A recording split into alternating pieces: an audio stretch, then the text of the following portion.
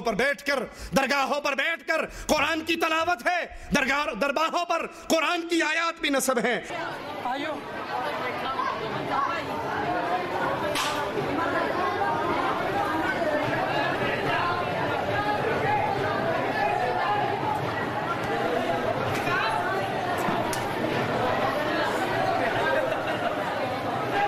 حالانکہ اللہ کے نبی صلی اللہ علیہ وسلم نے اجر و ثواب کے سارے کام اپنی امت کو بیان کر دیے، اور ان بیان کردہ کاموں پر قبروں پہ بیٹھ کے قرآن پڑھنے کا کام، نبی کی بیوی خدیجہ فوت ہوئی رضی اللہ تعالی عنہا، بیٹے فوت ہوئے، بیٹیے فوت ہوئی، چچا شہید ہوئے، صحابہ شہید ہوئے، صحابہ فوت ہوئے، صحابیات فوت ہوئی، نبی نے اپنے صحابہ کو نہیں بھیجا، نہ خود گئے، کسی قبر پہ کھڑے ہو کے رسول اللہ صلی اللہ علیہ وسلم نے یا آپ کے اصحاب نے قرآن نہیں پڑھا، قرآن خوانی نہیں کی۔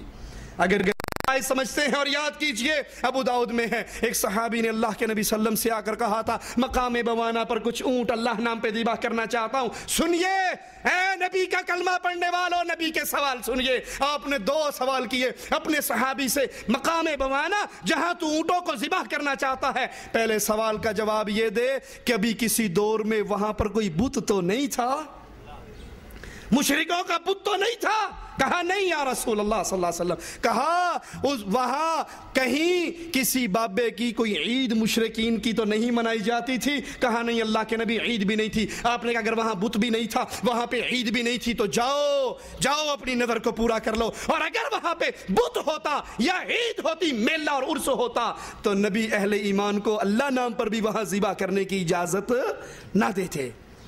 شخص ایک مکھی کی وجہ سے جنت میں داخل ہوا، ایک مکھی کی وجہ سے جہنم میں داخل ہوا، پکڑ لیا بابوں کے پجاریوں نے 2 مسافروں کو، کہا گزرنا ہے تو نیاز دینی پڑے گی، نظر اللہ نیاز حسین پنجتن نادا۔ انہوں نے کہا مسافر ہیں، غریب ہیں، ہمارے پلے میں کچھ نہیں ہے۔ کہا کچھ نہیں ہے تو مکھی مار کے دے جاؤ۔ ایک نے مکھی ماری، دے دی، اس کا راستہ چھوڑ دیا۔ رسول اللہ صلی اللہ علیہ وسلم کی حدیث بتاتی ہے کہ وہ شخص اللہ کی جہنم میں داخل ہوا۔ دوسرے سے کہا مکھی دے، اس نے کہا مکھی کا خالق بھی اللہ ہے، مکھی بھی دوں گا تو رب کے نام پہ دوں گا، کسی پیر فقیر بابے بزرگ کے نام پہ۔ ارے بکرا بڑا ہے، اونٹ بڑا ہے، بیل بڑا ہے، گلاب کا پھول پھر عظیم ہے، ایک مکھی بھی نہیں دوں گا۔ قتل کر دیا، جو مکھی نہ دے کر قتل ہوا، یہ سیدھا رب کی جنت میں داخل ہو گیا۔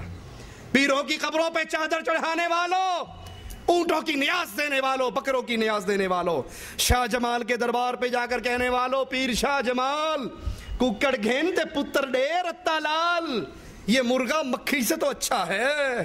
مکھی دے کر وہ جہنم میں داخل ہوا، کیونکہ یہ نظر عبادت ہے اور ایک اللہ کا حق ہے۔ یوفون بالنذر ویخافون یوما کان شرہ مستطیرا، اللہ کے وہ بندے اپنی نظریں پوری کرتے ہیں اور روز قیامت سے ڈرتے ہیں جس کا شر پھیل جانے والا ہے۔ اسی طرح نظر کا ذکر صدقات کے ساتھ بھی آیا ہے، وما انفقتم من نفقۃ او نذرتم من نذر فإن اللہ یعلم، تم جو کچھ اللہ کی راہ میں خرچ کرتے ہو یا منت مانتے ہو تو بے شک اللہ اسے جانتا ہے۔ اس سے معلوم ہوا کہ نظر عبادت ہے، اور حدیث میں بھی آتا ہے کفارۃ النذر کفارۃ الیمین، نظر کا کفارہ وہی ہے جو قسم کا کفارہ ہے۔ ان قبروں پر جانوروں کو ذبح کیا جاتا ہے، حالانکہ یہ بہت بڑی عبادت ہے۔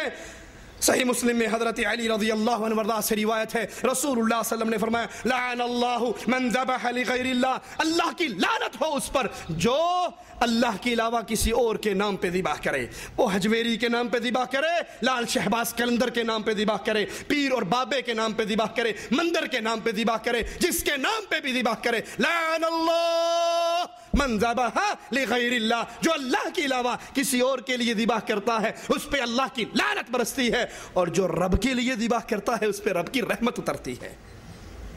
انما حرم عليكم الميتة والدم ولحم الخنزير وما اهل به لغير الله، اللہ نے تم پر مردہ، خون، سور کا گوشت اور ہر اس جانور کو حرام کر دیا جسے غیر اللہ کے نام پہ ذبح کیا جاتا ہے۔ 9 محرم کو حسین کے نام پہ ذبح ہونے والا گوشت لینے والوں کہتے ہیں بیٹا یہ پڑوسی ہے، محرم کا گوشت لایا ہے، شبرات کے کنڈے لایا ہے، لے لو کوٹھے تے سٹ دیا جے، نہ کھایا جے، اگر نہ لوگے تو دوستی خراب ہوگی۔ تو لے کر کوٹھے پہ پھینکے گا، تیرے بیٹے کہیں گے ابا جان لے لیا کرتے تھے، چھپ کے کھا بھی لیا کرتے تھے، کھا لو۔ غیرت ایمان یہ ہے جو غیر اللہ کے نام کی چیز ہے وہ 11ویں کا دودھ ہو، وہ بی بی فاطمہ کی سن کے ہو، وہ کسی حضرت کے دربار پر تقسیم ہونے والا دودھ ہو، کہو یہ غیر اللہ کے نام پر ہے، سور سے زیادہ حرام ہے، اہل توحید اس کو قبول۔ تم ڈرتے ہو ان سے دوستی خراب ہو گئی، ارے اگر مشرکوں سے محبتیں بڑھ گئی تو رب سے دوستی خراب ہو گئی تو پھر کیا کرو گے؟ دعا مانگنا اور فریادیں کرنا انہی قبروں پہ کی جاتی ہیں، مزارات پہ حاضری دینے والوں کی اکثریت کا عقیدہ ہے۔ جس کا بھی مولا علی علی ہے اس کو کسی چیز کی پرواہ نہیں ہے، سب بولتے ہیں یہاں علی علی، دم مست کلندر علی علی، زہرادہ بابا علی علی۔ یہ پنجتنی پاک کا علم پاک لگا ہوا ہے اور سیون کی نگری ہے، یہ مالک کی نگری ہے۔ اس نگری میں جو بھی علی کا حبدار ہے وہ آتا ہے جاتا ہے، دل کی امیدیں پاتا ہے اور اپنی ساری خواہش پورے۔ لال شہباز قلندر کا بھی ایک حاجی کہتا ہے جس کا مولا علی ہے، جس کا پنجتن پاک ہے، اس کو کسی اور کی کوئی فکر، مولا علی مالک ہے، اللہ اللہ خیر صلی اللہ، ہمارا علی ہے، جو کچھ کرے گا ہمیں منظور ہے۔ وہ ان کو حاجت روا سمجھتے ہیں، نفع نقصان کا مالک سمجھتے ہیں، اور قرآن کیا کہتا ہے؟ وَمَنْ أَضَلُّ مِمَّنْ يَدْعُو مِن دُونِ اللَّهِ مَنْ لَا يَسْتَجِيبُ لَهُ إِلَى يَوْمِ الْقِيَامَةِ وَهُمْ عَنْ دُعَائِهِمْ غَافِلُونَ۔ اس سے بڑا گمراہ کون ہے؟ جو اللہ کو چھوڑ کر ان کو پکارتا ہے، جو ان کی پکار کبھی نہیں سنتے، اور قیامت کے دن وَهُمْ عَنْ دُعَائِهِمْ غَافِلُونَ، قیامت کے دن ان کی دعاؤں سے یہ غافل ہو جائیں گے، یہ انکار کر دیں گے۔ یا علی مدد کے نعرے لگانے والوں، لال شہباز قلندر کی آواز بلند کرنے والوں، شہباز کرے پرواز جانے راز دلا دے، یہ آوازیں لگانے والوں، قرآن بتاتا ہے قیامت کے دن تمہاری اس پکار کا انکار ہو جائے گا۔ ان الذین تدعون من دون اللہ عباد امثالکم، اے لوگو جن کو تم اللہ کے علاوہ پکارتے ہو یہ تم جیسے انسان ہیں، تم جیسے بندے ہیں۔ ایک اور مقام پہ غور کیجئے، یا ایھا الناس ضرب مثل فاستمعوا له، اے لوگو ایک مالک مثال بیان کرتا ہے، غور سے سنو۔